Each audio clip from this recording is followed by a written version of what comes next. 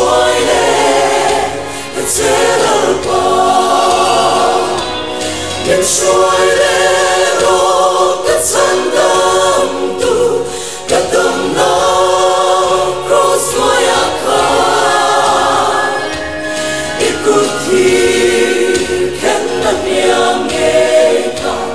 mình xoay lên thật dễ lỡ bỏ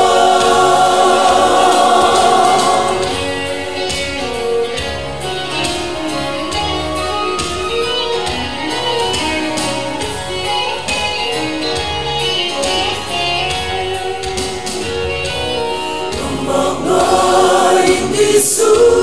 căn vu mê nhìn ti har lệ tất dễ